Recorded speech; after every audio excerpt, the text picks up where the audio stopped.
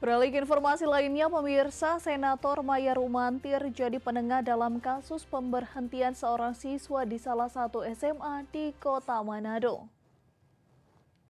Sempat menjadi heboh kini kasus pemberhentian salah seorang siswa di SMA Negeri 4 Manado akhirnya berujung damai.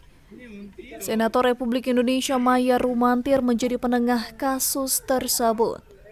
Anggota DPD RI tersebut mendatangi SMA Negeri 4 Manado pada Rabu sore kemarin untuk melakukan mediasi antara pihak sekolah dan orang tua siswa yang diberhentikan.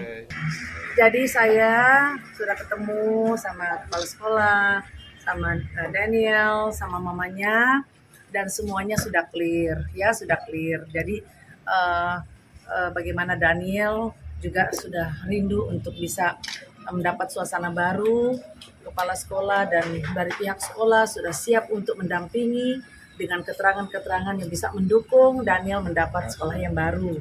Dan juga dengan ibunya, mereka semua sudah menerima situasi di mana banyak hal yang saya rasa tidak perlu dijelaskan untuk demi kebaikan bersama, tetapi semua ini sudah diterima dengan baik, baik pihak Daniel dan mamanya, juga kepala sekolah, dan sekolah ini saya sudah mendengar bahwa semua itu untuk kebaikan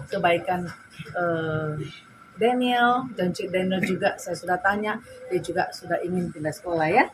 Manado mengharapkan supaya Daniel boleh meraih masa depannya yang lebih baik sesuai dengan cita-cita yang sudah sampaikan tadi. Tentunya kita menopang dalam doa bersama, harapan Daniel ini boleh tercapai, boleh menjadi generasi penerus bangsa yang dapat diandalkan. Pihak sekolah pun berharap siswa berinisial DA tersebut dapat melanjutkan pendidikan dan meraih cita-citanya. Eka Putra melaporkan untuk Kawan Nuha TV.